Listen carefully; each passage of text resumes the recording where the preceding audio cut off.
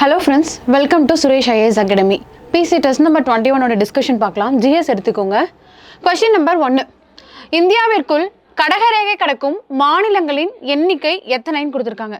First பார்த்தோம் அப்படின்னா நம்ம புவியில 0 டிகிரி அடிச்சம் அப்படின்றது என்ன அப்படின்னா பூமத்திய ரேகை ஈக்குவேட்டர் இருக்கும்.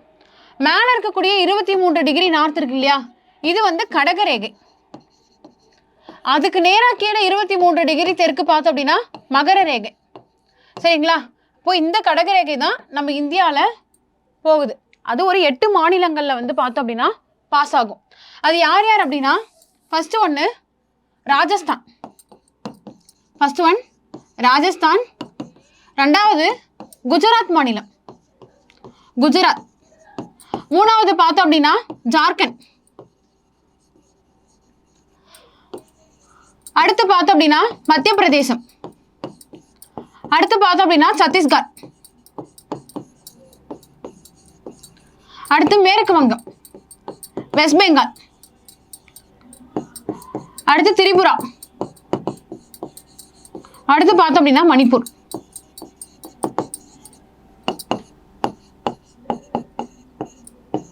மொத்தம் இந்த 8 மாநிலங்களில் பார்த்தோம் அப்படின்னா கடகரேகையானது பாயும். சரிங்களா?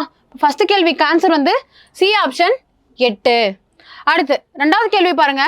கிருஷ்ணதேவரின் ஆட்சி காலத்தில் வந்த போர்ச்சுகீஸ் பயணி யாருன்னு கேட்டிருக்காங்க. யார் அப்படின்னா டோமிங்கோ பயாஸ். இந்த டோமிங்கோ பயாஸ் அப்படின்றவர் தான் கிருஷ்ணதேவராயருடைய ஆட்சி காலத்தில் வந்த ஒருத்தர். அடுத்து இந்த பாகியான் பாருங்க.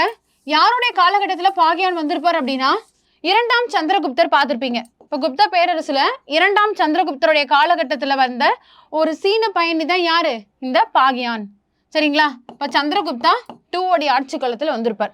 இவர் என்ன சொல்லியிருப்பார் அப்படின்னா கங்கை சமவெளி பகுதியை, கங்கை சமவெளி பகுதியை பிராமணர்களின் நிலம்னு சொல்லியிருப்பாரு. பிராமணர்களின் நிலம்னு சொல்லியிருப்பார். யாருன்னா இந்த பாகியான். சரிங்களா? அடுத்து இந்த மார்க்கோ போலோ இருக்கார் இல்லையா, மூவேந்தர்கள்ல ஒரு வேந்தரான பாண்டியர்களுடைய அவைக்கு மதுரைக்கு 2 டைம் வருகை புரிந்திருப்பார். 1288, 1293. இந்த 2 ஆண்டுகள் எங்கே போயிருப்பார் அப்படின்னா நம்மளுடைய பாண்டிய பேரரசுக்கு வருகை புரிந்தது யாருன்னா மார்க்கோ போலோ. 2வது கேள்விக்கு ஆன்சர் வந்து சி ஆப்ஷன். சரிங்களா? அடுத்து 3 பொறுத்துக்க பாருங்க. அம்மீட்டர் பார்த்தோம் அப்படின்னா எதுக்கானது அப்படின்னா மின்னோட்டம். சரிங்களா? இந்த கருவிகள் எதுக்கானதுன்னு பார்க்குறோம். அடுத்து வோல்ட் மீட்டர் பார்த்தோம் அப்படின்னா மின் அழுத்தம், பொட்டன்ஷியல் டிஃப்ரென்ஸு. அடுத்து பாரோமீட்டர் அப்படின்றது நம்மளுடைய வளிமண்டலத்தில் இருக்கக்கூடிய அழுத்தம், அட்மாஸ்பரிக் ப்ரெஷர் அப்படின்னு சொல்லும். அடுத்து ஹைட்ரோமீட்டர் அப்படின்றது திரவத்தின் அடர்த்தி, வாட்டருடைய டென்சிட்டிக்காக. பொருத்தி பார்த்தோம் அப்படின்னா 4, 1, 3, 2. 3க்கு ஆன்சர் வந்து சி ஆப்ஷன். 3rd கொஸ்டினுக்கு ஆன்சர் சி ஆப்ஷன். அடுத்த கொஸ்டின் பாருங்க. 4வது பொறுத்துக. காளிபங்கன். இந்த காளிபங்கன்ற சைட் எங்க இருக்கும் அப்படின்னா ராஜஸ்தான் பகுதியில் இருக்கு. இன்றைய ராஜஸ்தான் பகுதி. இங்க என்ன கிடைச்சிருக்கும் அப்படின்னா உழுத வயல் வந்து கிடைச்சிருக்கும். உழுத வயல், ஏற்கலப்பை. காளி அப்படின்னா கருப்பு, பங்கன் அப்படின்னா வளையல். அப்போ கருப்பு வளையல்கள் எங்கே கிடைச்சிருக்கும்னா இங்கே கிடைச்சிருக்கும். அப்போ உழுத வயல், அந்த ஃபயர் ஆல்டர்ஸ்ன்னு சொல்லக்கூடிய நெருப்பு பீடம், இது எல்லாமே எங்கே கிடைச்சிருக்கும் அப்படின்னா இந்த காளி பங்கன். அடுத்து தோலவீரா பார்த்தோம் அப்படின்னா நீர் தொட்டி அமைப்பு, நேவல் டாக்யார்ட் அப்படின்னு சொல்லுவாங்க, இது அங்கே கிடைச்சிருக்கும். அடுத்து ஹரப்பா அப்படின்றது தானிய கிடங்கு. அடுத்து சான்குதாரா வளையல் மற்றும் மணி தயாரிப்பு. சரிங்களா? பொருத்தி பார்த்தோம் அப்படின்னா 3, 4, 1, 2. அதில் இந்த சான்குதாரா இருக்கு இல்லையா, ஹரப்பா நாகரிகத்திலேயே கோட்டை இல்லாத ஒரு தளம் எது அப்படின்னா இந்த சான்குதாரோ. இங்கிலீஷில் சிட்டாடல்னு சொல்லுவாங்க, கோட்டை இல்லாத பகுதி. இந்த சைட்டை கண்டுபிடிச்சது யார் அப்படின்னா மஜும்தார் அவர்கள் கண்டுபிடிச்சிருப்பார். இப்போ ஆன்சர் வந்து ஆப்ஷன் பாம்பே. 3, 4, 1, 2. அடுத்து 5வது கேள்வி பாருங்க. வாக்கியம் 1. திடப்பொருள் மற்றும் திரவம் கலந்துள்ளதை பிரிப்பது வடிகட்டுதல் எனப்படும். ஃபர்ஸ்ட் ஸ்டேட்மெண்ட் கரெக்ட் தான்.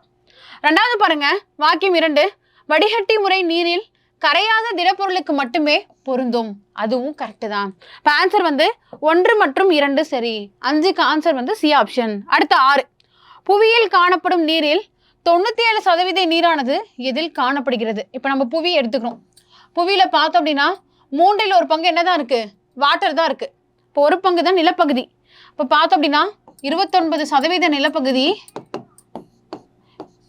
எஞ்சி இருக்கிற 71% வந்து பார்த்தோம் அப்படின்னா தண்ணீர் பகுதி. இந்த 71%த்துல 97% நீரானது எங்கதான் இருக்குன்னா உப்பு நீரா இருக்கும். அந்த உப்பு நீர் வந்து கடல்கள் மற்றும் பெருங்கடல்கள்ல இருக்கக்கூடியது, சீஸ் அண்ட் ஓஷன்ல இருக்கக்கூடியது. அப்ப எஞ்சி இருக்கிற 3% தான் இந்த உலகத்துல மக்கள் புழங்கக்கூடிய நன்னீரா இருக்கு. சரிங்களா? இப்ப 6க்கு ஆன்சர் பார்த்தோம் அப்படின்னா ஆப்ஷன் டெல்லி. அடுத்து 7வது கேள்வி எடுத்துக்கோங்க. நிமோனியா நோயால் பாதிக்கப்படும் உறுப்பு எது? நிமோனியா காய்ச்சல் வந்துச்சு அப்படின்னாலே நம்மளுக்கு லங்ஸ் தான் அஃபெக்ட் ஆகும், நுரையீரல். ஓகேங்களா? இப்போ 7க்கு ஆன்சர் வந்து பாம்பே. அதுவே மூளை அஃபெக்ட் ஆச்சு அப்படின்னா அதுக்கு ஒரு சிம்டம்ஸ் இருக்கு, மெனிஞ்சிட்டிஸ்ன்னு சொல்லுவாங்க. ஏன் அப்படின்னா மூளையோடைய உரைக்கு பேரு மெனிஞ்சஸ். மெனிஞ்சஸ்ல ஏதாச்சும் இன்ஃப்ளேஷன் வந்துச்சு அப்படின்னா அதுக்கு வரக்கூடிய டிசீஸ்க்கு பேரு மெனிஞ்சிட்டிஸ். சரிங்களா? மெனிஞ்சிட்டிஸ். அப்போ நுரையீரலை சுற்றி இருக்கக்கூடிய அந்த உரைக்கு பேர் என்ன அப்படின்னா பிளியூரான்னு சொல்லுவாங்க. நுரையீரலை சுற்றி இருக்கக்கூடிய உரைக்கு பேர் டபுள் மெம்பர் லேயர். அப்போது 2 உரைகளால் ஆன அந்த உரைக்கு பேர் பிளியூரா. மூளை வந்து 3 உரைகளால் ஆனது, அதுக்கு பேர் மெனிஞ்சஸ். அதில் ஏதாச்சும் ஒரு இன்ஃபெக்ஷன் வந்துச்சு அப்படின்னா பாக்டீரியாக்களாலேயோ வைரஸ்களாலேயோ இன்ஃப்ளமேஷன் ஆச்சு அப்படின்னா அதுக்கு பேர் மெனிஞ்சிட்டிஸ். இதே மாதிரி நம்மளுடைய இருதயம் இருக்கு இல்லையா, ஹார்ட். நம்மளுடைய இருதயம் வந்து பார்த்தா 2 உரைகளால் ஆனது, அதுக்கு பேர் பெரிகார்டியம். பெரிகார்டியம். சரிங்களா? இப்போ நுரையீரலுடைய உரைக்கு பேர் என்ன அப்படின்னா பிளியூரா, மூளையோட உரைக்கு பேர் மெனிஞ்சஸ், இதயத்துடைய உரைக்கு பேர் பெரிகார்டியம். சரிங்களா? கல்லீரல் எதனால பாதிக்கப்படும் அப்படின்னா நம்ம அதிகமாக வந்து ஆல்கஹால் எடுத்துக்கும் போது, போதைப் பொருள் அதிகமாக எடுத்துக்கும் போது என்ன ஆகும் அப்படின்னா சிர்ரோசிஸ், கல்லீரல்ல சிர்ரோசிஸ் அப்படின்ற ஒரு லிவர் ப்ராப்ளம் வரும். சரிங்களா? பார்த்தோம் அப்படின்னா 7க்கு ஆன்சர் வந்து ஆன்சர் பாம்பே, நுரையீரல். சரியா? அடுத்த கொஸ்டின் 8வது கேள்வி. வாக்கியம் 1. ப்ளூடூத் தொழில்நுட்பம் கம்பி இல்லாமல் குறுகிய தூரத்தில் சாதனங்களை இணைக்க உதவுகிறது. ஃபர்ஸ்ட் ஸ்டேட்மெண்ட் கரெக்ட் தான்.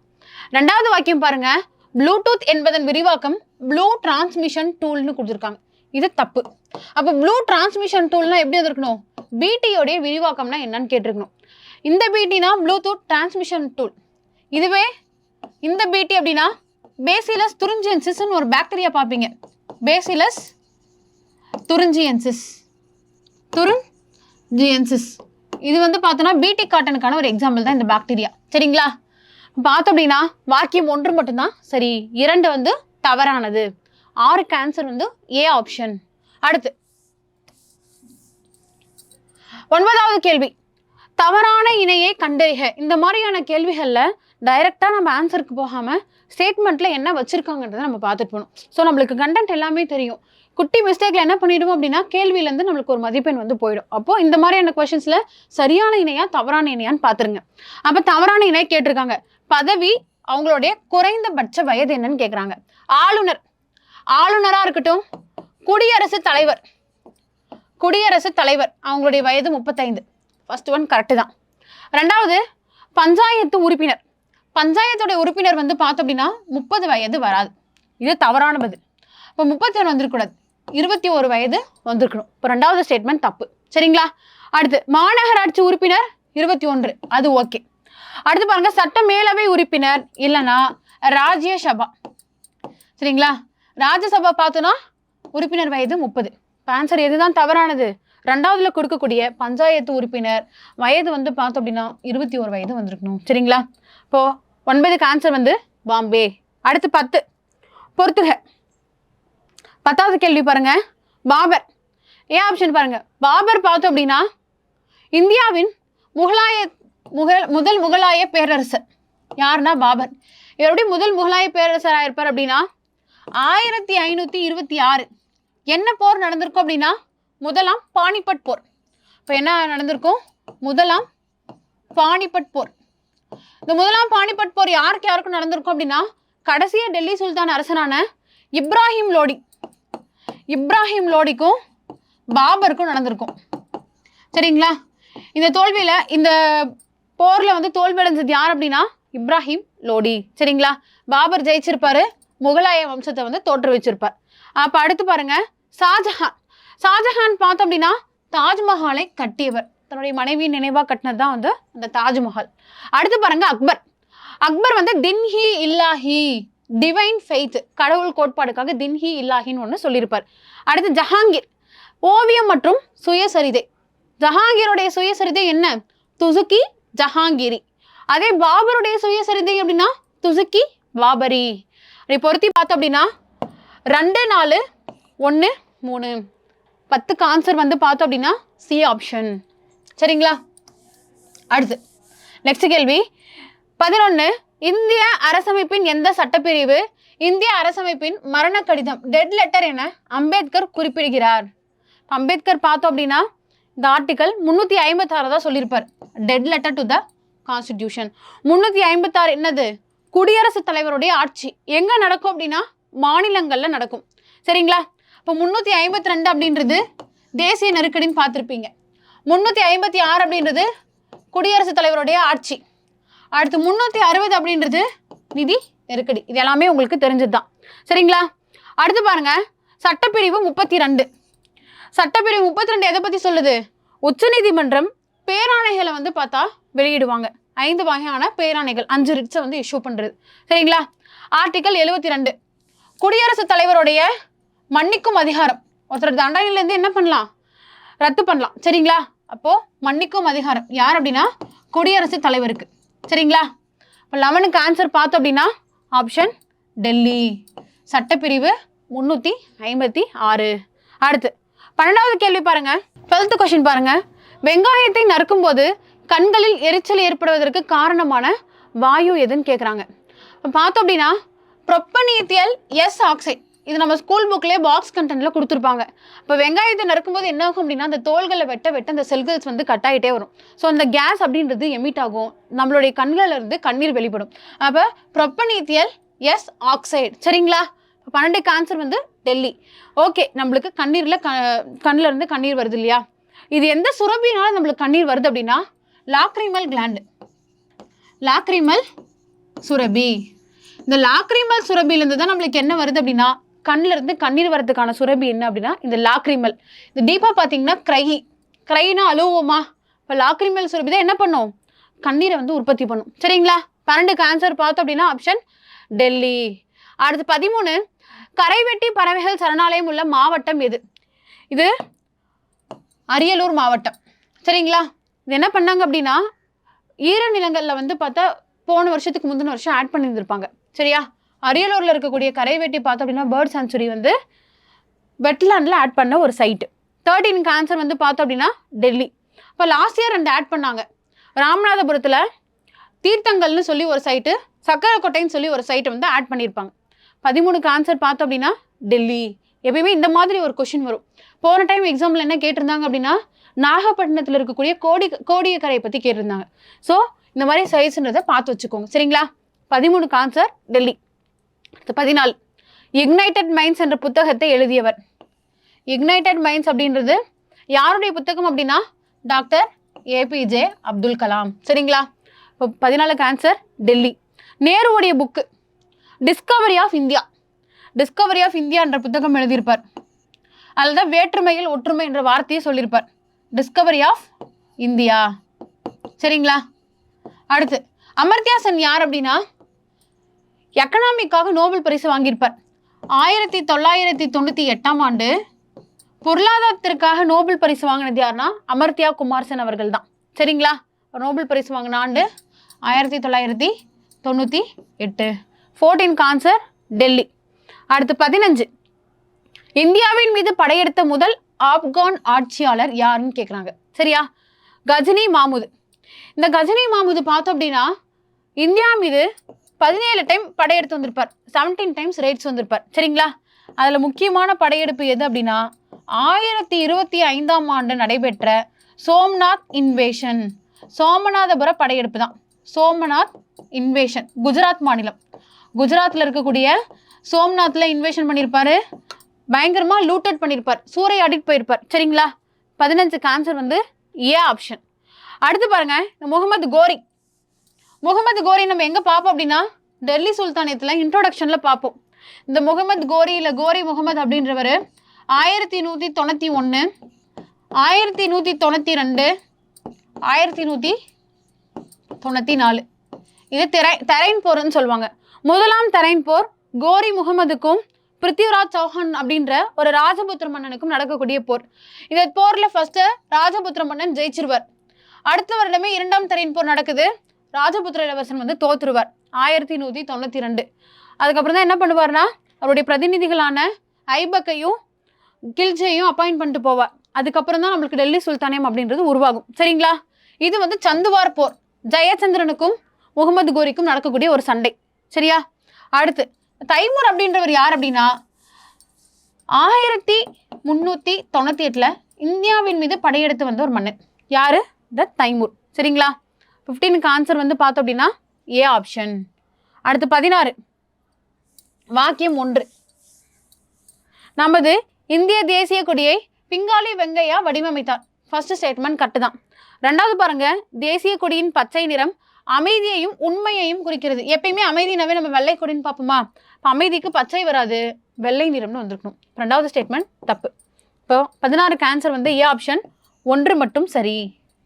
சரிங்களா? அடுத்து 17வது கேள்வி.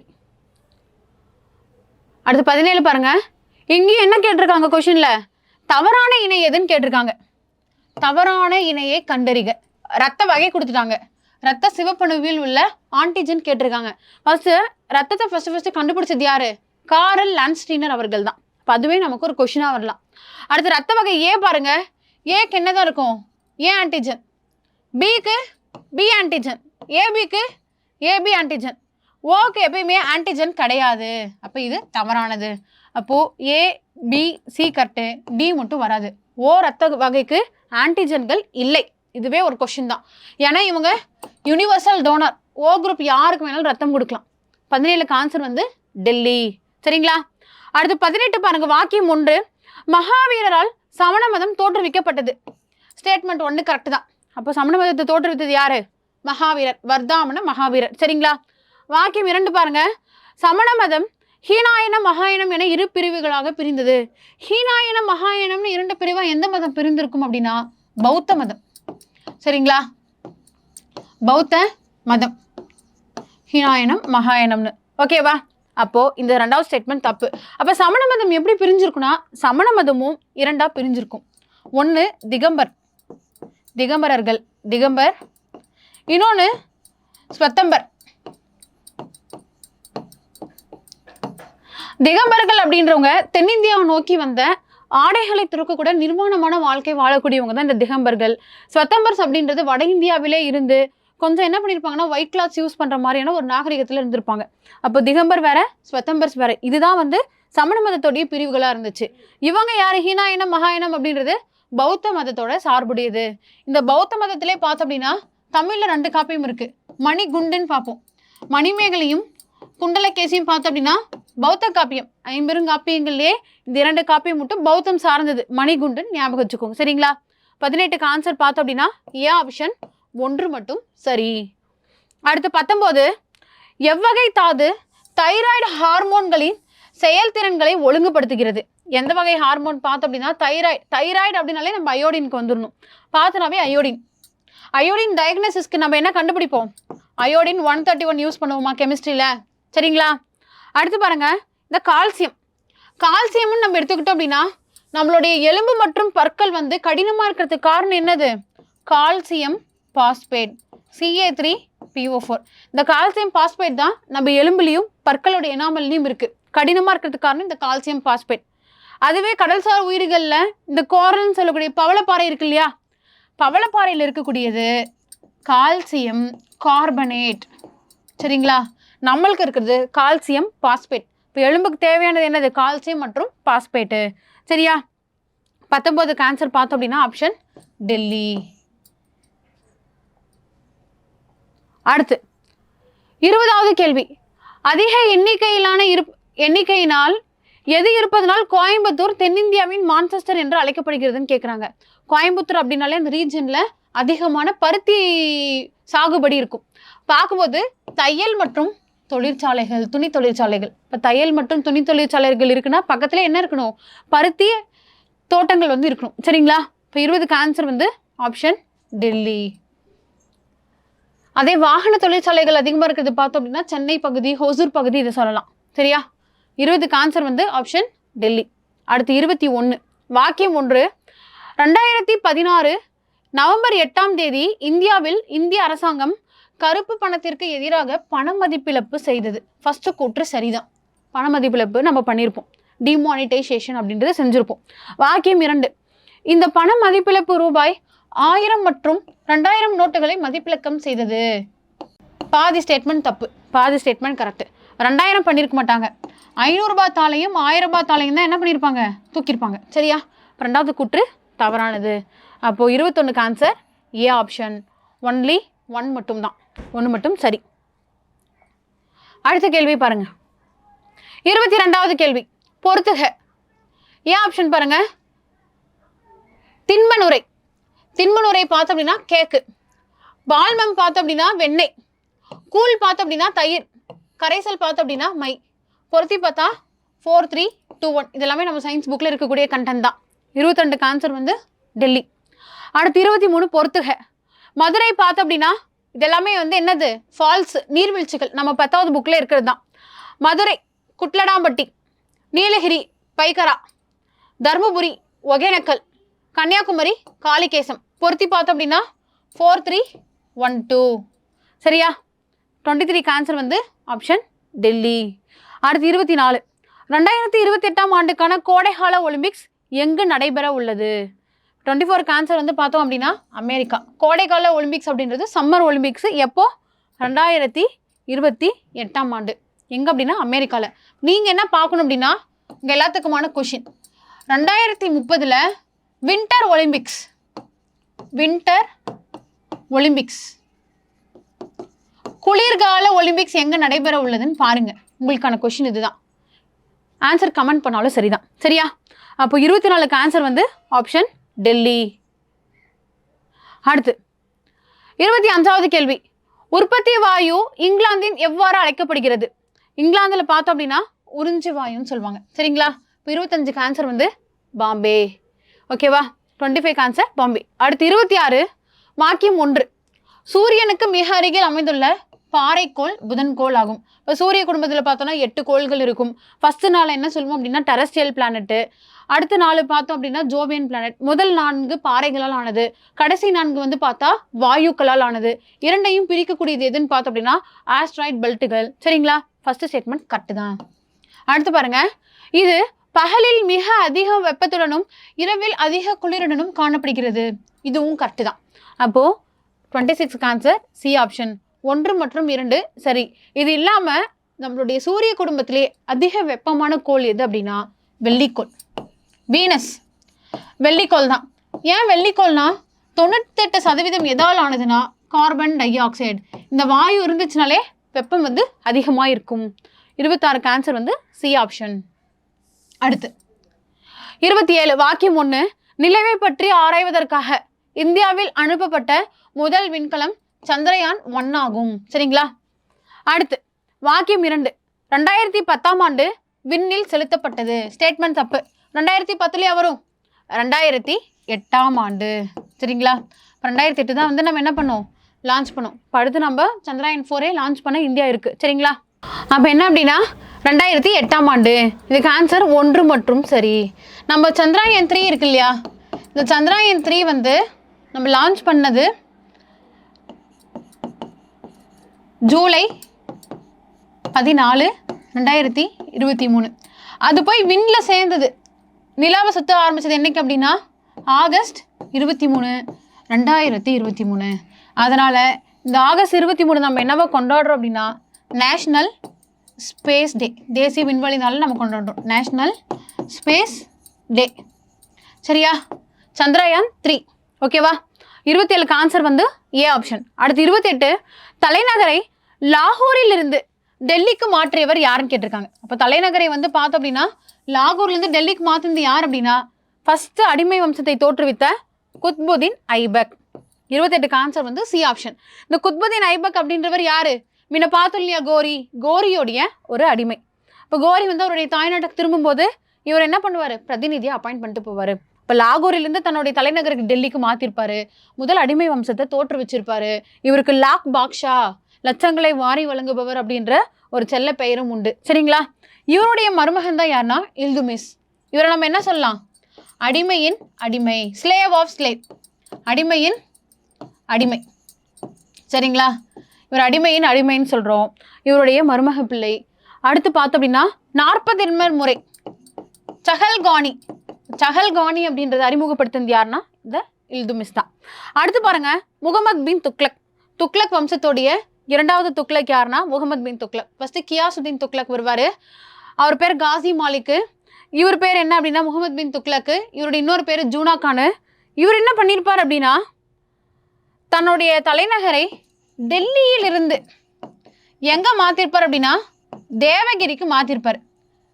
டெல்லியிலிருந்து தேவகிரிக்கு மாற்றிருப்பார். தேவகிரிக்கு என்ன பேர் வச்சிருப்பார் அப்படின்னா தௌலதாபாத். தௌலதாபாத்னு பேர் மாற்றிருப்பார். சரிங்களா? யார் அப்படின்னா இந்த முகமது பின் துக்ளக். திவானை அமீர் கோகின் ஒரு விவசாயத்துறையை உருவாக்கியிருப்பாரு. தக்காவி லோன்ஸ் வந்து கொடுத்துருப்பாரு. இதெல்லாமே செஞ்சுருப்பார். அலாவுதீன் கில்ஜி பார்த்தோம் அப்படின்னா அங்காடி சீர்திருத்தம். அப்படியே காலகட்டங்களில் நிறைய படையெடுப்புகளும் வரும். அங்காடி சீர்திருத்தம். சரிங்களா? இப்போ பார்த்தோம் அப்படின்னா 28க்கு ஆன்சர் வந்து சி ஆப்ஷன். அடுத்து 29. பின்வருவனவற்றுள் எது தண்டு? ஸ்டெம் எதுன்னு கேட்குறாங்க. நம்ம எல்லாமே பார்த்தோம் அப்படின்னா பூமிக்குள்ளே தான் விளையிற மாதிரி இருக்கும். இந்த காரட்டாக இருக்கட்டும், முள்ளங்கியாக இருக்கட்டும், பீட்ரூட்டாக இருக்கட்டும், இவங்க எல்லாமே ரூட்டு, வேரில் உணவை சேகரிக்கக்கூடிய தாவரங்கள். இது மட்டும் தண்டில் வந்து பார்த்து என்னென்ன பண்ணுன்னா உணவை வந்து சேகரிக்கும். உருளைக்கிழங்கு அப்படின்றது ஒரு ஸ்டெம்மு. சரிங்களா? 29க்கு ஆன்சர் வந்து ஏ ஆப்ஷன். அடுத்து 30. ஆக்சியம் மிஷன் 4 ஒரு பகுதியாக சர்வதேச விண்வெளி நிலையத்திற்கு பயணம் செய்த முதல் இந்தியர் யார்? இந்த ஆக்சியம் 4 மிஷன் வந்து பார்த்தோம் அப்படின்னா வந்து நாசா லான்ச் பண்ணக்கூடிய ஒரு மிஷன். இதில் இந்தியாவிலேருந்து ஒரு நபர் போக போகிறார். அவர் தான் யாருன்னா சுபான்சு சுக்லா. சரிங்களா? இந்த சுபான்சு சுக்லான்றவர் வந்து பார்த்தா இந்தியாவில் ககன்யான் மிஷன் ஒரு மிஷன். அந்த ககன்யானில் 4 ககானட்ஸ் வருவாங்க. அதில் ஒருத்தர் தான் யாருன்னா இந்த சுபான்சு சுக்லா. இவர் ஆக்சியம் 4 மிஷன் இது யார் லான்ச் பண்ண போகிறாங்க அப்படின்றதும் கேட்பாங்க. சரிங்களா? இதில் இருந்து ஒரு கொஸ்டின் நம்ம எக்ஸ்பெக்ட் பண்ணலாம். சரிங்களா? 30க்கு ஆன்சர் வந்து சி ஆப்ஷன். ஓகேவா? 31. எந்த டெல்லி சுல்தான் திவானி கோகி என்ற விவசாயத்துறையை நிறுவினார்? நம்ம என்னதான் பார்த்தோம். முகமது பின் துக்ளக் தக்காவி லோன்ஸ் கொடுத்தாரு. விவசாயத்துறையை உருவாக்குனது யார் அப்படின்னா நம்மளுடைய முகமது பின் துக்ளக்னு சொல்லக்கூடிய ஜூனா கான். சரிங்களா? அடுத்து பெரோஷா துக்ளக் இருக்கார் இல்லையா? இவர் 1,80,000 அடிமைகளை வந்து மெயின்டைன் பண்ணியிருப்பாரு. இவர் வந்து வேலை வாய்ப்புக்காக ஒரு துறையவே வந்து உருவாக்கியிருப்பார். வேலை வாய்ப்புக்காக ஒரு துறை, வேலை வாய்ப்புக்காக வந்து என்ன பண்ணியிருப்பாருன்னா ஒரு துறையை வந்து உருவாக்கியிருப்பார். சரிங்களா? 31க்கு ஆன்சர் வந்து ஏ ஆப்ஷன். அடுத்து பாருங்க 32வது கேள்வி. வாக்கியம் 1. செங்காந்தல் மலர் தமிழ்நாட்டின் மாநில மலர். செங்காந்தல் குளோரியோசா சூப்பர்பான் கூட கொடுக்கலாம். ஃபர்ஸ்ட் ஸ்டேட்மெண்ட் கரெக்ட் தான். அடுத்து 2வது வாக்கியம் மயில் தமிழ்நாட்டின் மாநில பறவைன்னு கொடுத்துருக்காங்க. ஒன்று மயிலன்னு கொடுத்துட்டு இந்தியாவுடைய பறவைன்னு கொடுத்துருந்தா இந்த கூற்று சரின்னு சொல்லியிருக்கலாம். தமிழ்நாட்டின் மாநில பறவை என்னது? எமரால்டு டவ், மரகத பச்சை புறா. இப்போ இந்த புறான் கொடுத்துருந்தா கரெக்டு, மரகத பச்சை புறான் கொடுத்துருந்தா கரெக்டு, மயிலின்னு கொடுத்துருக்காங்க. 2வது ஸ்டேட்மெண்ட் தவறு.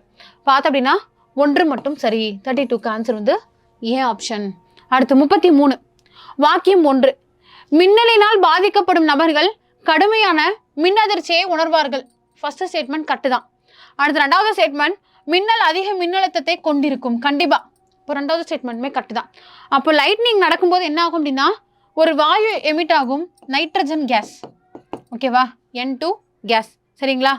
இந்த இருக்கிறதுலே இது வந்து ஒரு one of the strongest gas. ஏன் அப்படின்னா ஒரு எண் இன்னொரு எண்ணோட ஜாயின் ஆகணும் அப்படின்னா ட்ரிபிள் பாண்ட் இருக்கும். இது நம்மளால் பிரேக் பண்ண முடியாது. கெமிஸ்ட்ரியில் நம்ம பார்த்துருப்போம்.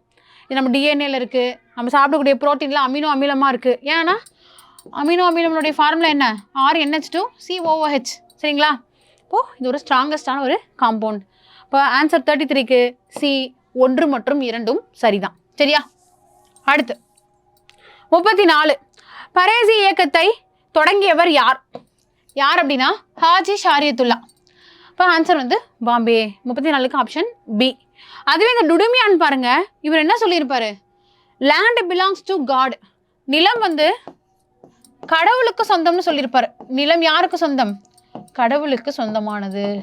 சரியா? 34க்கு ஆன்சர் வந்து பார்த்தோம்னா பாம்பே தான். அடுத்து 35. தவறான இணையை கண்டறிக. வெளிநாட்டில் உள்ள இந்தியாவின் பன்னாட்டு நிறுவனங்கள் மற்றும் தலைநகரங்கள். இல்லை பாருங்கள் டிவிஎஸ் சென்னை நம்ம எல்லாருக்குமே தெரிஞ்சது தான். எஸ்பிஐ மும்பை அதுவும் கரெக்டு தான். பாரத் ஏர்டெல் புதுடெல்லி கரெக்டு தான். பஜாஜ் பெங்களூரா வரும்? பஜாஜ் அப்படின்றது பூனே. பஜாஜ் பூனே. சரிங்களா? 35க்கு ஆன்சர் பாம்பே. அடுத்து 36 உலக மலேரியா தினம் எப்பொழுது? சரியா? மலேரியான்னு பார்த்தோம் அப்படின்னா இந்த மலேரியா தொற்று வந்து கொசுக்களால் பரவப்படுது அப்படின்றத கண்டுபிடிச்சதுக்காக சர் ரொனால்டு ராஸ் அவர்கள் என்ன பண்ணியிருப்பாரு? நோபல் பரிசு வாங்கியிருப்பார். சர் ரொனால்டு ராஸ் நோபல் பரிசு வாங்கியிருப்பார். மலேரியா வந்து கொசுக்கள் மூலியமாக பரவுது. அப்படி எந்த மாதிரியான கொசுக்கள் மூலியமாக பரவுதுன்றது ஒரு கொஷின். சரிங்களா? இந்த மலேரியா தொற்று அதோடைய தினம் வந்து ஏப்ரல் 25. உங்கள் எல்லாருக்குமே தெரிஞ்சது தான். மார்ச் 8ன்னு பார்த்தோன்னா சர்வதேச பெண்கள் தினம். அதுவும் உங்களுக்கு தெரிஞ்சது தான். இப்போ கொசுக்களை பற்றி பார்த்தோம் அப்படின்னா 3 வகையான கொசுக்கள் இருக்குது. சரியா? மஸ்கிட்டோன்னு பார்த்தோம் அப்படின்னா 3 வகையான மஸ்கிட்டோ. ஒன்று ஆனோஃபிலஸ் மஸ்கிட்டோ. ஆனோஃபிலஸ் மஸ்கிட்டோ. ரெண்டாவது கியூலக்ஸ் கொசு. மூணாவது பார்த்தோம் அப்படின்னா ஏடிஸ் கொசு. ஏடிஸ். இதில் இந்த ஏடிஸ் கொசு மட்டும் பகலில் கடிக்கக்கூடியது. டே பைட். இவங்கெல்லாம் இரவில் கடிப்பாங்க. இந்த 3 கொசுக்களுமே பெண் கொசுக்கள். ஓகேவா? எல்லாமே என்ன கொசுக்கள்? Female mosquito. பெண்களால் மட்டும்தான் இங்கே டிசீஸே வருது. அடுத்து இந்த ஆனோஃபிலஸ் பெண் கொசு தான் வந்து எதை காஸ் பண்ணுது அப்படின்னா மலேரியா தொற்று. மலேரியாவை காஸ் பண்ணக்கூடியது இந்த ஆனோஃபிலஸ் கொசு. கியூலக்ஸ் கொசு இருக்கு இல்லையா? எலிபான்டியாசிஸ், யானைக்கால் கேள்விப்பட்டிருப்பீங்கல்ல? இந்த யானைக்கால் நோயை வந்து காஸ் பண்ணக்கூடிய தொற்றை வந்து கடத்தக்கூடிய கொசு எது அப்படின்னு பார்த்தா இந்த கியூலக்ஸ் கொசு. இந்த ஏடிஸ் இருக்கு இல்லையா? இந்த ஏடிஸ் கொசு பார்த்தோம் அப்படின்னா 1 டெங்கு. டெங்குக்கு இன்னொரு பேர் என்ன அப்படின்னா எலும்பு முறிவு நோய். எலும்பு முறிவு நோயின்னு சொல்லுவாங்க. ரெண்டாவது சிக்கன் குனியா. மூணாவது இதே ஏடிஸ் கொசு எதை காஸ் பண்ணுதுன்னா ஜிகா வைரஸ். ஜிகா வைரஸ்ன்றது ஒரு வைரல் ஃபீவர். ஒருத்தர்கிட்ட இருந்து இன்னொருத்தருக்கு எப்படி காஸ் ஆகுது அப்படின்னா இந்த கொசுக்கள் கடிப்பதனால். சரிங்களா? அப்போது 36க்கு ஆன்சர் வந்து ஏ ஆப்ஷன். இந்த 3 கொசு அது என்னென்ன டிசீஸை வந்து காஸ் பண்ணுதுன்றதை பார்த்து வச்சுக்கோங்க. சரியா? அடுத்து 37 எந்த ஆண்டு நடைபெற்ற பொது தேர்தலில் விவிபேட் அறிமுகப்படுத்தப்பட்டது? சரிங்களா? Voter verified paper audit trail. இதுவே நம்மளுக்கு ஒரு கொஷினாக வரலாம். இதை ஃபுல் ஃபார்ம் கொடுங்க, விரிவாக்கம் சொல்லுங்கன்னு சொல்லி ஒரு கேள்வி கேட்கலாம். 2014ஆம் ஆண்டு. சரிங்களா? அடுத்து பாருங்க, இந்த 2002 இருக்கு இல்லையா? இதில் ஒரு சட்டம் வந்திருக்கும். என்ன சட்டம் அப்படின்னா பயாலஜிக்கல் டைவர்சிட்டி ஆக்ட். பல்லுயிர்கள் பாதுகாப்பு தினம். சரிங்களா? Biological diversity act. 2005 குடும்ப வன்முறை சட்டம். 2005 குடும்ப வன்முறை சட்டம். இன்னொரு சட்டமும் வந்திருக்கும், தகவல் அறியும் உரிமை சட்டம். தகவல் அறியும் உரிமை சட்டம், ஆர்டிஐ ஆக்ட். சரிங்களா? 2005 இந்த 2 சட்டம் பேசிக்காக நம்ம பார்க்கக்கூடியது தான். 37க்கு ஆன்சர் வந்து சி ஆப்ஷன். அடுத்து 38 ஏப்ரல் மற்றும் மே மாதங்களில் வடமேற்கு திசையில் வீசும் தலக்காற்றின் பெயர். தலக்காற்றுக்கு பேர் என்ன அப்படின்னா கால் பைசாகி. சரிங்களா? கால் பைசாகி. இந்த லூ காற்று இருக்கு இல்லையா? இந்த லூ காற்று எங்கே வீசும் அப்படின்னா தார் பாலைவனம். தார் டெசர்ட்ல, தார் பாலைவனத்தில் வீசக்கூடிய காற்று லூ காற்று. சரிங்களா? பருவக்காற்றுன்றது தென்மேற்கு பருவக்காற்று, வடகிழக்கு பருவக்காற்று பார்ப்போம். அடுத்து மாஞ்சாரல் மலை. மாங்காய் வந்து மாம்பழமாக பழுக்கிறதுக்கு வரக்கூடிய ஒரு சாரல் மலை தான் இது. கேரளம் மற்றும் கர்நாடகா பகுதியில் பொழியக்கூடிய ஒரு மலையாக இருக்கும். சரிங்களா? கேரளா மற்றும் கர்நாடகா பகுதி. சரிங்களா? 38க்கு ஆன்சர் வந்து ஏ ஆப்ஷன். அடுத்து 39 தாமிரம்னா கடத்தி. மரக்கட்டை என்ன பண்ணும்? கடத்தாது, இன்சுலேட்டராக ஆக்ட் ஆகும். இப்போ தாமிரம் அப்படின்றது கண்டக்டர், மின்சாரத்தை கடத்தக்கூடியது. மரக்கட்டை அப்படின்றது காப்பானா செயல்படும், அது வந்து என்ன பண்ணாது? மின்சாரத்தை கடத்தாது. இப்போ ஆன்சர் வந்து பார்த்தோம் அப்படின்னா காப்பான். 39க்கு சி ஆப்ஷன். அடுத்து 40 சீனா நாட்டின் நாணயம் எவ்வாறு அழைக்கப்படுகிறது? சீனா நாட்டின் நாணயம் வந்து யுவான். சரிங்களா? அடுத்து 41 9 வானங்கள் என்னும் நூலை இயற்றியவர் யார் அப்படின்னா அமீர் குஸ்ரு. சரிங்களா? அப்போது 9 ஸ்கைஸ்ன்னு சொல்லி இங்கிலீஷில் சொல்லுவாங்க. இந்த புக்கை வந்து யார் எழுதியிருப்பாங்க அப்படின்னா அமீர் குஸ்ரு. சரிங்களா? இந்த காளிதாசர் பார்த்துருப்போம். இவர் ஒரு சமஸ்கிருத புலவராக இருந்திருப்பார். சகுந்தலை கதை எழுதியிருப்பார், மேகதூதம், ரிது சம்ஹாரம், ரகுவம்சம் போன்ற நிறைய நூட்கள், பெரும்பாலும் இவருடைய நூட்கள் வந்து பார்த்தோம் அப்படின்னா காதல் கதைகளாக இருக்கும். மாளவிகா, அக்னிமித்ருடைய காதல் கதைகள், இந்த மாதிரியான கதைகள் எழுதியாருன்னா காளிதாசன். பிருத்திவிராஜ் சௌஹான் மன்னியை பார்த்தோம். கோரி கூட போர் புரிஞ்ச ஒரு மன்னன். 1191, 1192. 41 ஆன்சர் வந்து பார்த்தோன்னா ஆப்ஷன் டெல்லி. 42 பாருங்க. உறக்க விழிப்பு சுழற்சிக்கான ஹார்மோன் எது? இப்போ 42 உறக்க விழிப்பு சுழற்சிக்கான ஹார்மோன் எதுன்னு கேட்டிருக்காங்க. ஸ்லீப் சைக்கிள் என்ன அப்படின்னா நம்மளுடைய ஸ்லீப் சைக்கிள். சில நேரம் நம்மளுடைய ஸ்லீப் சைக்கிள் டிஸ்டர்ப் ஆகுது அப்படின்னா அது எந்த ஹார்மோனோட தொடர்புடையது அப்படின்னா மெலட்டோனின். 2 ஹார்மோன் இருக்கு. மெலனின் வேற, மெலட்டோனின் வேற. மெலனின், இது மெலட்டோனின். மெலட்டோனின் அப்படின்றது உறக்க விழிப்பு ஹார்மோனா? மெலனின் அப்படின்றது தோல் சம்மந்தப்பட்டது. நம்மளுடைய பிக்மெண்ட், நம்மளுடைய சருமத்தோட, தோலுடைய சருமம் நம்ம கருப்பாக இருக்கும், சிகப்பாக இருக்கும் அப்படின்னா மெலனின் பிக்மெண்ட் அதிகமாக இருந்துச்சு அப்படின்னா நம்ம கொஞ்சம் கருப்பான சருமமாக இருக்கும் நம்மளுது. சரிங்களா? அடுத்து இதே மாதிரி 2 இருக்கு. ரெனின் மற்றும் ரென்னின். ரெனின் மற்றும் ரென்னின். ரென்னின் அப்படின்றது என்சைம். ரெனின் அப்படின்றது ஹார்மோன். என்சைம் அப்படின்னா நொதி.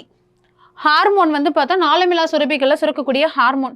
இந்த ரெனின் அப்படின்ற நொதி யாருக்கு சுரக்கும் அப்படின்னா நமக்கு இருக்காது. குழந்தைகளுடைய உணவே பால் தான். பாலை வந்து செரிக்கக்கூடிய ஒரு நொதி தான் வந்து இந்த ரெனின். ரெனின் அப்படின்றது நம்மளுடைய கிட்னி சுரக்கக்கூடிய ஒரு ஹார்மோன். நம்ம சிறுநீரகம் இருக்கு இல்லையா, கிட்னி சுரக்கக்கூடிய ஒரு ஹார்மோன். இது என்ன பண்ணும் அப்படின்னா பிபியை வந்து அதிகப்படுத்தும். சரிங்களா? ஓகேயா? இது ரெனின், ரென்னின், இது மெலனின், மெலட்டோனின். இதுக்கான டிஃப்ரென்ஸ் தெரிஞ்சிங்கன்னா ஓகே. அடுத்து அட்ரினல் பாருங்க. நம்ம கிட்னி இருக்கு இல்லையா, கிட்னிக்கு மேலே முக்கோண வடிவில் இருக்கக்கூடிய ஒரு சுரப்பி தான் அட்ரினல் சுரப்பி. இது அவசர சுரப்பின்னு சொல்லுவாங்க. அவசர ஹார்மோன் வேற, அவசர சுரப்பி வேற. அவசர ஹார்மோன் அப்படின்னா அட்ரினலின் சொல்வோம். இது அவசர சுரப்பி. அட்ரினலுடைய வெளிப்பகுதிக்கு பேர் அட்ரினல் கார்டெக்ஸ், உட்பகுதிக்கு பேர் மெடுலா. இது வெறும் 30% தான், உள்ள பார்த்தா 70%. இந்த அட்ரினல் சுரப்பி அவசர சுரப்பி, கிட்னிக்கு மேலே இருக்கக்கூடிய முக்கோண வடிவிலான ஒரு சுரப்பி தான். இந்த இன்சுலின் நீங்கள் எல்லாருமே பார்த்துருப்பீங்க. நம்மளுடைய கணையம் இருக்கு இல்லையா, நம்மளுடைய பேன்க்ரியாஸு, கணையம் வந்து என்னவா செயல்படும் அப்படின்னா நாளமுள்ள மற்றும் நாளமில்லா எக்ஸோக்ரைன் அண்டு எண்டோக்ரைன் கிளாண்டா செயல்படும். நாளமில்லா. சரிங்களா? நாளமுள்ள சுரப்பினா ஏதாச்சும் ஒரு நொதிகளை வந்து சுரக்கும். சரியா? நொதிகள். அப்போ நம்மளுடைய கணையம் பார்த்துட்டு இருக்கிறது கணையம். சரியா? அப்போ நாளமுள்ள சுரப்பி அப்படின்னா நொதிகளை சுரக்கும். இங்கிலீஷ்ல என்சைமு. அப்போ எக்ஸாம்பிள் அமைலேஸ் அப்படின்ற ஒரு என்சைம், டைஜஷனுக்கு தேவைப்படக்கூடிய அமைலேஸ் அப்படின்ற ஒரு என்சைம்.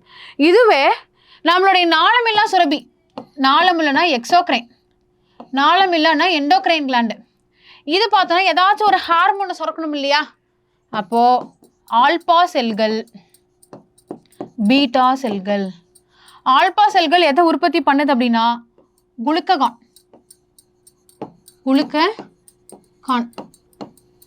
அதே பீட்டா செல் எதை உற்பத்தி பண்ணுதுன்னா இன்சுலின். நல்லா பார்த்துக்கோங்க. கணையம் அப்படின்ற ஒரு பகுதி நம்ம புக்ஸில் பார்ப்போம். வயிற்று பகுதிக்கு கீழே ஒரு இலை போன்ற வடிவம், அதுதான் கணையம். அது நாளமில்லா சுரப்பியாகவும் நாளமுள்ள சுரப்பியாகவும் செயல்படுது. நாளமுள்ள சுரப்பினா நொதிகளை உற்பத்தி பண்ணும், அமைலேஸ் நொதின்னு பார்த்தோம். நாளமில்லா சுரப்பி அப்படின்னா ஆல்பா செல்கள் குளுக்ககானையும், பீட்டா செல்கள் இன்சுலினையும் உற்பத்தி பண்ணும். சரியா? இந்த இன்சுலின் வந்து உற்பத்தியில் அதிகமாகவோ இல்லை குறைவாவோ வந்துச்சுன்னா என்னன்றதை பார்க்கலாம். சரியா? ஓகேவா? இன்சுலினுடைய தன்மை என்ன அப்படின்னா 2 பிரிப்போம். ஒன்று ஹைப்போ செக்ரிஷன், இன்னொன்று ஹைப்பர் செக்ரிஷன். இன்சுலின் கம்மியாக சுரந்துச்சு அப்படின்னா ரத்தத்தில் சர்க்கரை அதிகமாகிடுச்சுன்னு அர்த்தம். பிளட் லெவலில் சுகர் அதிகமாகிடுச்சுன்னு அர்த்தம். ஹைப்பர் செக்ரிஷன் அப்படின்னா இன்சுலின் அதிகமாக இருந்துச்சு அப்படின்னா சர்க்கரையோடைய மதிப்பு குறைஞ்சிருச்சுன்னு அர்த்தம். சரிங்களா? அப்போது இன்சுலின் சுரக்கிறது அதிகமாக இருந்து சர்க்கரை குறைஞ்சிருச்சு அப்படின்னா நம்மளுக்கு 70லேருந்து 110 mg/100 ml blood hypo condition மாறிடும்.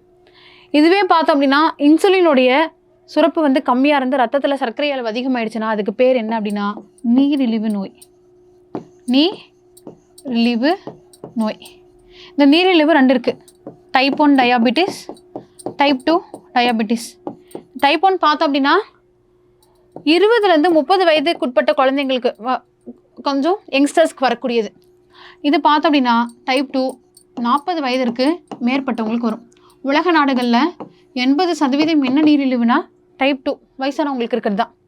இதுதான் இதோடைய கண்டிஷன். சரிங்களா? அடுத்து பாருங்கள், தைராய்டு உங்களுக்கே தெரியும். பட்டாம்பூச்சி அமைப்பு போன்ற சுரபி எது அப்படின்னா தைராய்டு சுரபி. அடுத்து பொறுத்துக தௌலகிரி சிகரம்.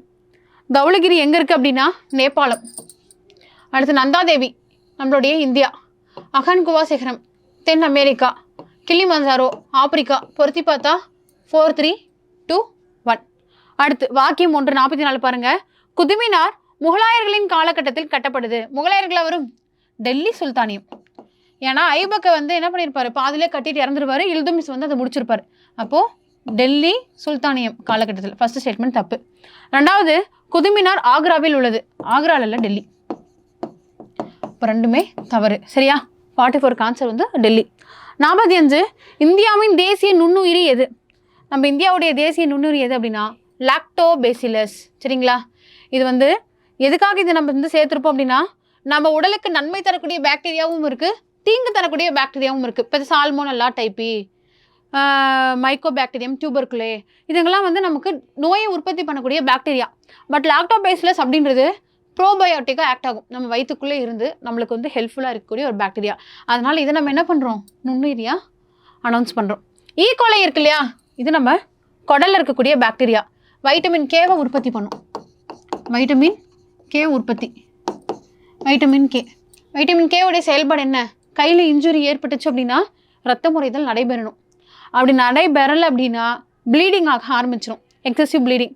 இந்த ஈட்டி படத்தில் அதர்வாக்கு கை ஃபுல்லாக ப்ளீடிங் ஆகிற மாதிரி. அப்போது வைட்டமின் கே உற்பத்தி பண்ணக்கூடிய பாக்டீரியா ஈகோலை பாக்டீரியா. சரிங்களா? அடுத்து 46 சா கந்தசாமி எழுதிய புதினத்திற்காக சாகித்ய அகாடமி விருது கிடைத்தது.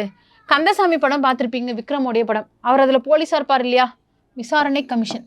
அப்போது கந்தசாமி விசாரணை பண்ணுறார். கந்தசாமினா விசாரணை கமிஷனுக்காக சாகித்ய அகாடமி வாங்கியிருப்பார். அடுத்து சில நேரங்களில் சில மனிதர்களுக்காக வாங்கினது யாருன்னா ஜெயகாந்தன்.